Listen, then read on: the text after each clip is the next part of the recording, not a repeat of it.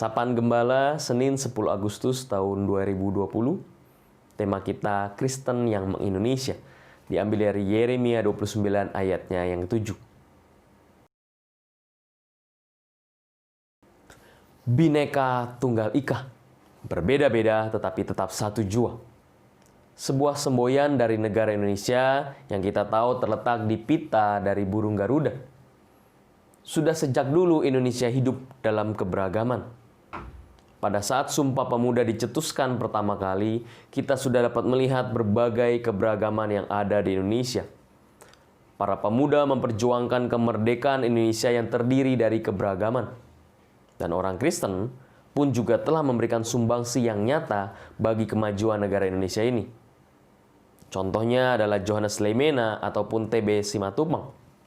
Kedua tokoh ini ada teladan sebagaimana mereka orang Kristen tapi mereka juga meng-Indonesia. Mereka beriman kepada Kristus dan memberikan dampak dan karya yang besar bagi Indonesia. Seorang Leimena pernah berkata bahwa orang Kristen bukanlah minoritas yang berarti menyendiri, melainkan justru menjadi saksi di dalam masyarakat Indonesia. Keberadaan umat Tuhan di tengah konteks Indonesia bukanlah sebuah kebetulan.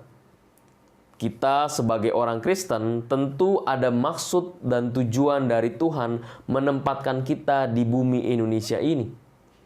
Peran sebagai orang Kristen harus dirasakan bagi Indonesia. Oleh sebab itu, jangan sampai orang Kristen hanya hidup untuk dirinya sendiri atau menjadi eksklusif. Kita dapat mengingat bahwa pada saat bangsa Israel dibuang ke Babel, Allah tetap memanggil umatnya untuk mengusahakan kesejahteraan kota. Orang Israel bukan hanya diam saja pada saat pembuangan, tetapi mereka harus memberikan kesejahteraan di mana mereka tinggal. Orang Kristen pun demikian.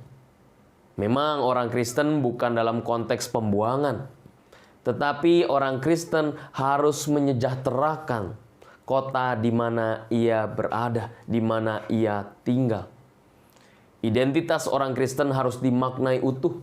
Selain dia tentu adalah warga kerajaan sorga, tapi pada saat bersamaan dia adalah warga negara Indonesia.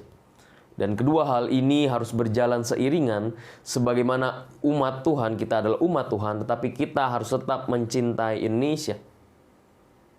Kalau kita ditanya, apakah alasan kita mencintai Indonesia? Seorang pramudia Anantatur pernah berkata, karena kau lahir, tumbuh, hidup, dan bekerja di sini, dan kelak pun mungkin akan mati terbaring di tanah ini, tanah tumpah darahmu, maka itu sudah lebih dari cukup sebagai alasan untuk mencintai negerimu. Umat yang terkasih dalam Yesus Kristus, kita bersyukur Tuhan menempatkan kita di Indonesia ini agar dapat menjadi berkat bagi Indonesia. Oleh karena itu, tunjukkan identitas kita sebagai umat Tuhan dengan melakukan karya di bumi Indonesia ini. Tuhan memberkati kita.